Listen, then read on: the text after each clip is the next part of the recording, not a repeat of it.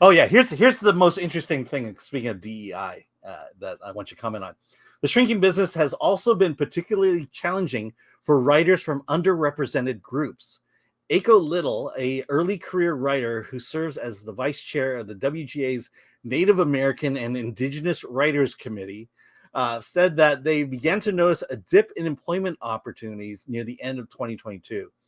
During the peak TV era, writers in little circles encountered more openings than usual thanks to projects centered on indigenous characters, such as FX's Reservation Dogs and Peacock's Rutherford Falls.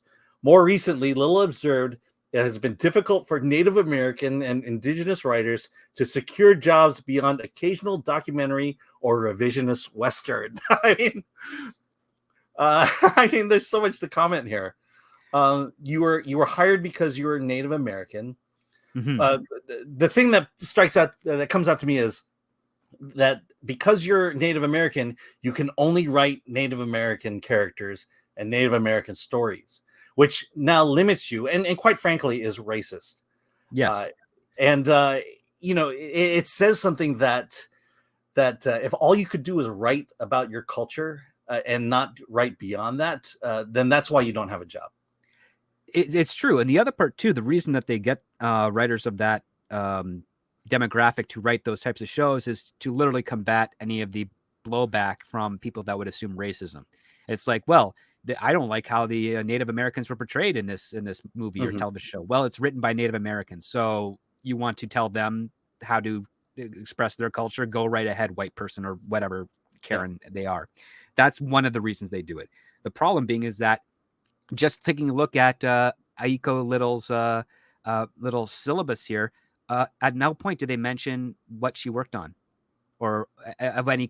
What did she work on that was good? Well, Reservation Dogs, and she said TV shows like FX's Reservation Dogs, Brother Falls. So we don't. She said circles are encountering more openings than usual to projects centered on indigenous characters. So she's not even working on these two shows that are being mentioned. If we don't know what she's working on, then she's a person. She's a normal starting out writer. Let her work her way up to a pedigree and credits. Don't try and say that it's so hard to work. It's like, yes, it's hard for everybody at your level to work. Doesn't matter of your appearance. If you can make them money, they will come after you. Yeah, I'm curious about these writer committees. I mean, are you part of the white guy writers committee at the WGA? It's not official, but yes. Like we don't have meetings because every time you go to lunch with another writer, it's and it's usually a white guy or a white girl. That's our meeting for. Yeah, because my understanding is that the WGA has a lot of these writers committees. Yeah, and it feels like the impression I get, because I'll go on the D files with the women animators committees. But it's not about animation. It was about securing your place and being seen in your job. And that it was never about making you a better writer. That's how you get seen in your job, is if you're a better writer. Like that's the only way you ever get noticed is when you do your job very, very well. Like that's how it works. Yeah, I was at CinemaCon. I was at a luncheon for John M. Chu, who did I think of Step It Up 2. He did Crazy Rich Asians, Into the Heights. He's doing Wicked right now. But he talked about becoming a director and getting into the directing game. And he talked about how it was intentional on his part to not do Asian movies, to be seen as a competent mainstream director. And that no matter what was given to him, he was going to direct it. And that's where he started with Step It Up 2. You just got to get in there and you got to do the job. And he became competent to the point where, he had done so much work that the studio came to him and basically said, or people came to him and said, what project do you want to work on? And that was, he never thought about it, but it was like, oh, this is my chance to do an Asian project. And that's where Crazy Rich Asians came from. And it would make a lot of sense if everyone kind of took that route of just get your foot in the door, become a great writer. And by becoming a great writer, you can move on and do, these vanity projects, these cultural projects that have been on your heart for a very long time. And you'll probably get a lot more legitimacy in that. I mean, Crazy Rich Asians did pretty good. it exploded, and it was a fun film that a lot of people really liked, and I agree with that. It's always about how much and how well can you deliver. You start with small on the little things and you work your way up, because then people realize, okay, you understand the basics. Number two, you can also make something really big out of something really small, which is even better. And as long as, because again, Hollywood doesn't like people with diverse skills. They love diversity, but they don't like people who can do more than one thing. They don't like the fact that I can do writing, I can do casting, I can do editing, I understand how to do props and set decoration. Like, I know all of these things well. They helped me become a better writer. I learned them because I wanted to be a better writer. I wanted to be able to say, okay, if I'm doing an open writing assignment, they're telling me that the budget is $70 million. I have to write a story that can fit within that budget. I need to know how much things cost. So I have to learn those other departments to understand what the general prices are and then factor that into my writing. They are restrictions, but I can have a lot of fun with that because I can use them in interesting ways to kind of outshine my competition.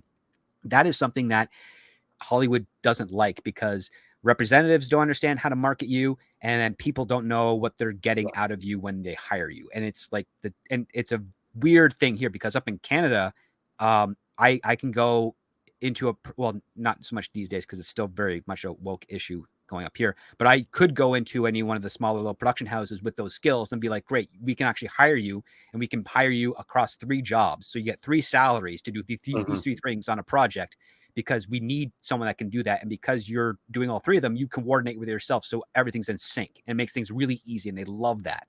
Yeah. For some reason in California, they hate that type of stuff. Well, yeah. Part of it also is that you can do those 3 jobs in Canada, but they'll pay you in Canadian dollars. So yeah, but it's 3 salaries, so it kind of balances out. Yeah, it'll get up to 1 American salary. And, it just, I mean, I could go into my life as a minority here in the United States, but I never felt like I need to go in somewhere and saying, oh, I'm the Asian this or I'm the Asian that. I knew I had. I knew being the only Asian, I'll just throw my improv career into this. There weren't a whole lot of Asians when I entered, and I knew I had to work harder than everyone else. But quite frankly, I'm glad I did, because I understand improv comedy much better than most people do. And look, hell, I wanted to be the best improviser I could possibly be. The best improviser. I wanted to be a standout player in every troupe I was ever part of.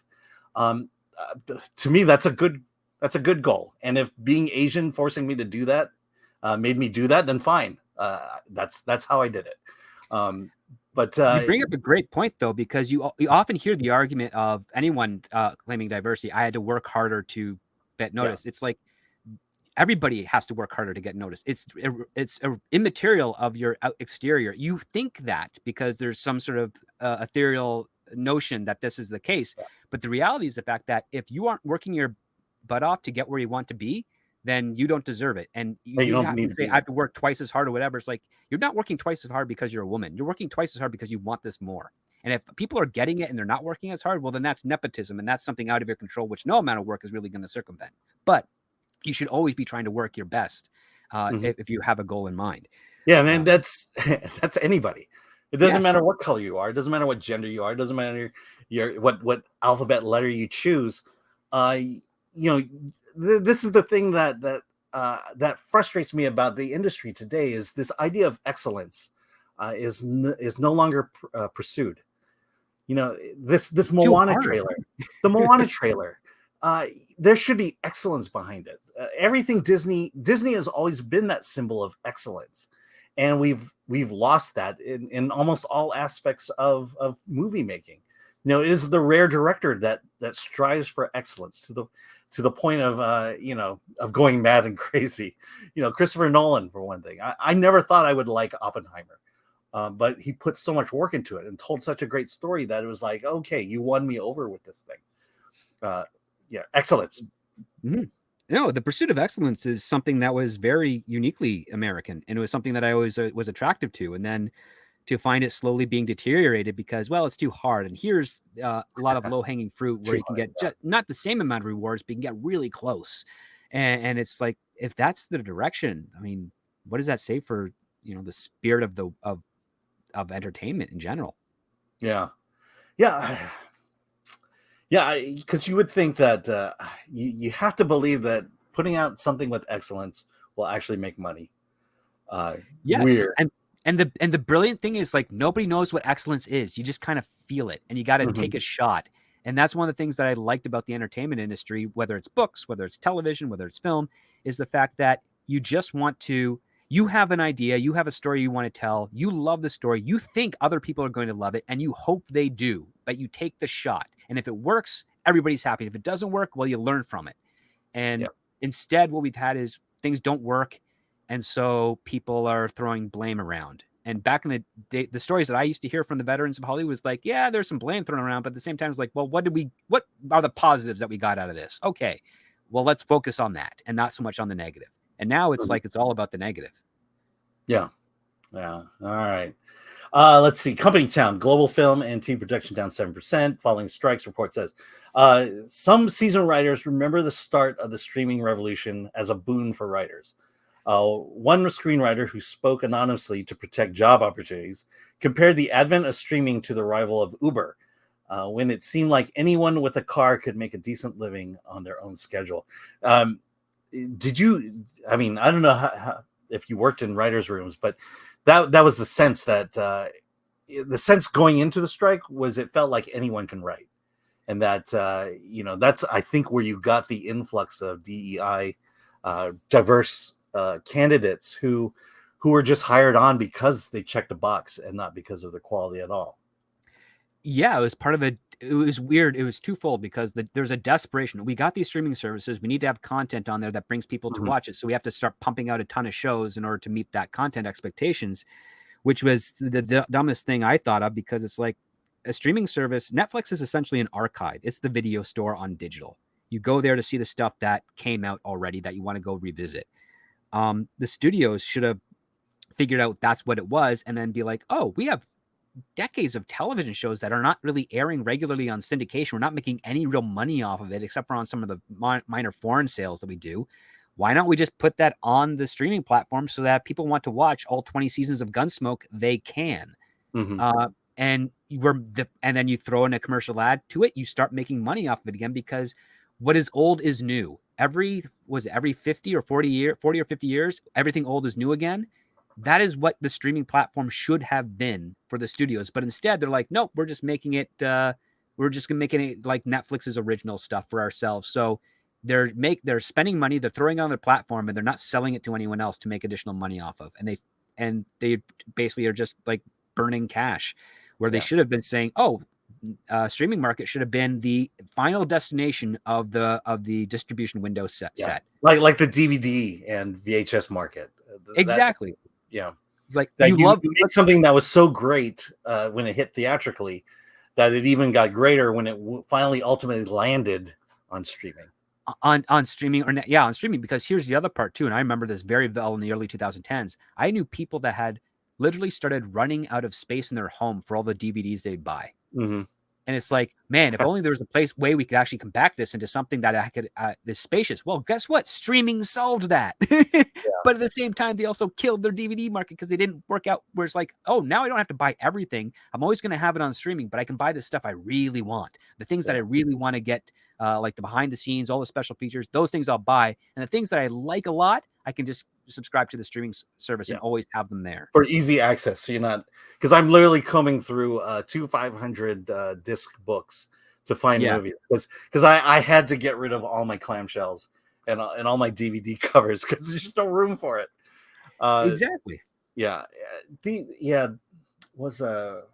Okay, we'll go on. I had another great point. I can't remember it. Eventually, they started to change. Writing staffs and the paychecks began to shrink. Hiring process became more demanding and expensive.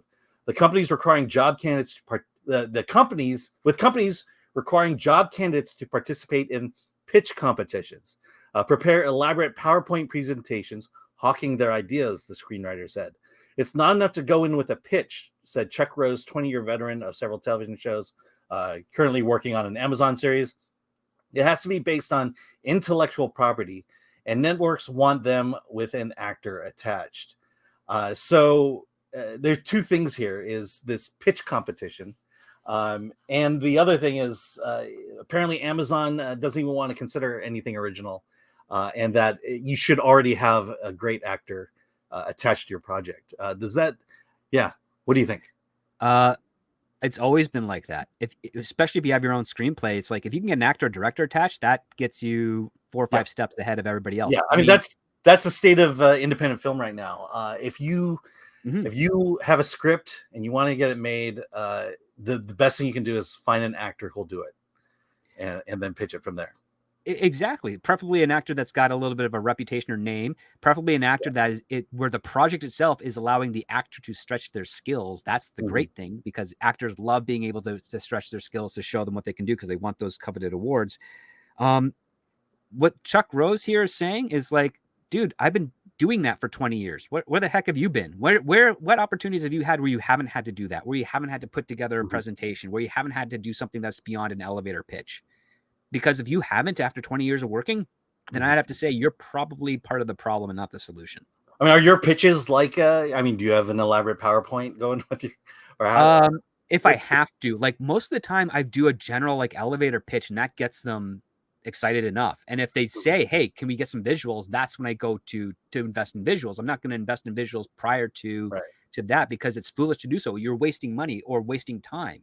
Ideally, you want to make sure, oh, I've got this pitch. I've written the script. I think it's great. I'll pitch it. If I can get a buzz out of that, or if I can get like a wide-eyed reaction, then I know, okay, I'll have to start prepping a pitch deck, which would be a PowerPoint presentation with some visuals, some images, and some summaries and cast ideas. Sometimes if it's a television show, I'll do a 6-page Bible of where I want to go, what cast members I think of and whatnot, and I send it out there. Usually do it stylized to fit the genre and tone so that you can convey that to them. But you have to do it in very short pieces of work.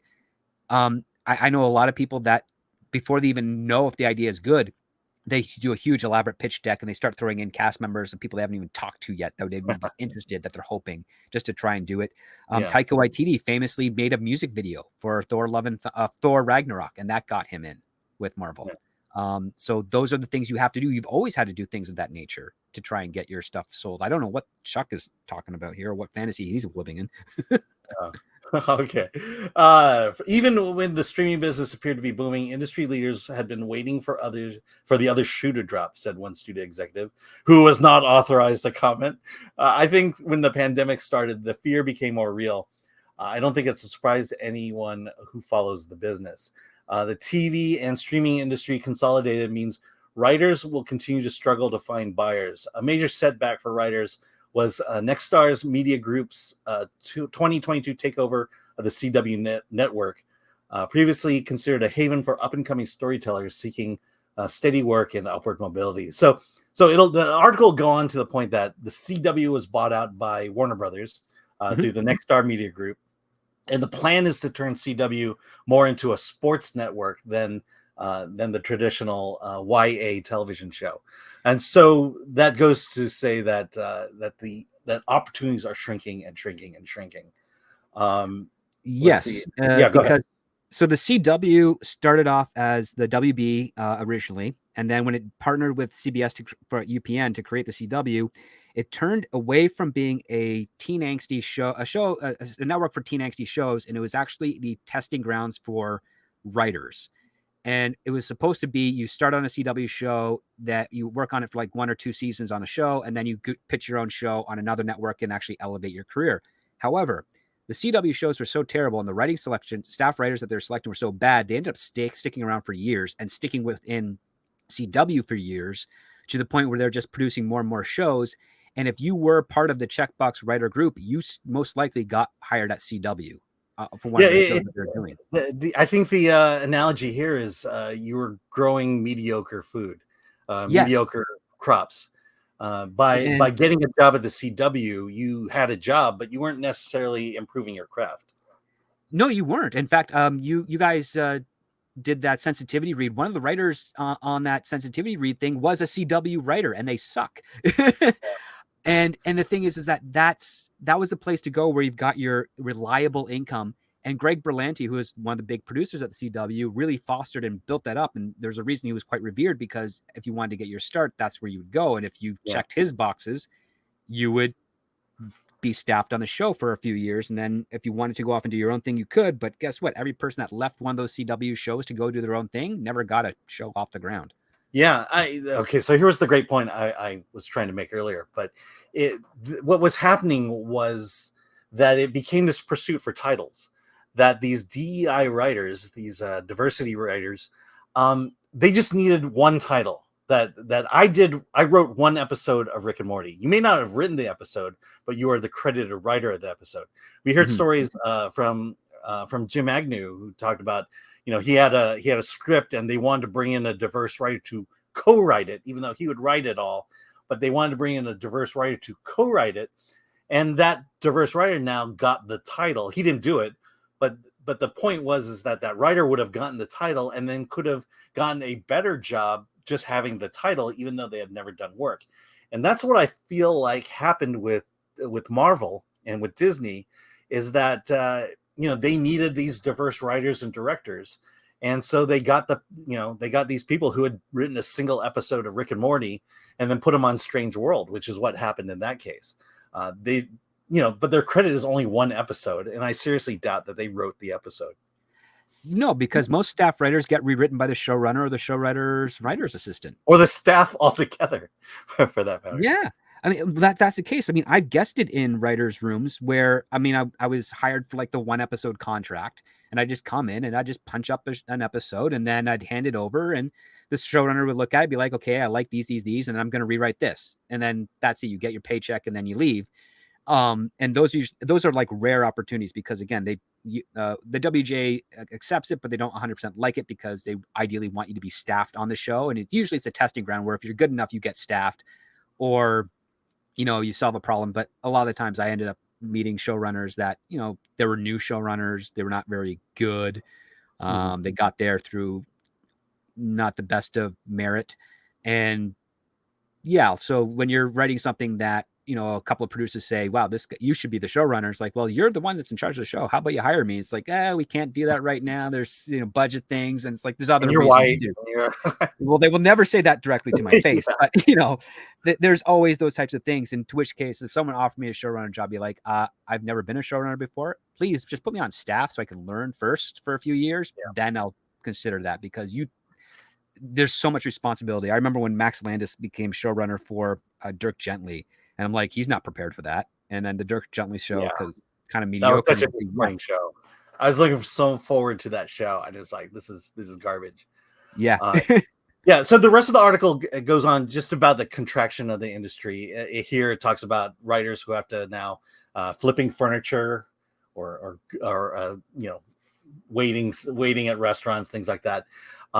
We got to kind of end it there, but that's kind of the thing that I brought up about in the D-Files, when they brought in all these women through women in animation, at their disposal were the Disney veterans who could have taught them to be great animators. But instead, they held on to their DEI status so much that they got rid of those old white guys with the wisdom and shoved them out the door. And so they didn't even come in with this idea of, I could better myself. I could become a better animator if I listen to people who have been doing it for decades. And, yes, and it feels like it's happening here all over again. It really is the case. And it's the one thing that, that's how the generations worked. Rarely do you get someone who's like the best in the business and they don't want to share how they're the best, because there's some that are like, oh, we're afraid of the competition. No, the best in the business are not afraid of any competition. That's why they're the best, but they're happy to share what they've learned and shepherd the next generation, because they know they're going to retire or die and not be writing stories anymore. And they love the genre or the medium so much that they want what they learned to continue on. For anyone to come in and reject that notion is detrimental to the entire function of what story is supposed to be and do. And it's upsetting to when you read the D-Files and you find out that they came in, they just cared about working for Disney. They didn't care about making Disney movies. Yeah. They again, it's this idea of excellence that I'm coming in here to better myself over time, to learn from the masters and to pass that on to the next generation. And unfortunately, Disney is in a spot where it's definitely not passing on Walt's legacy to the next generation.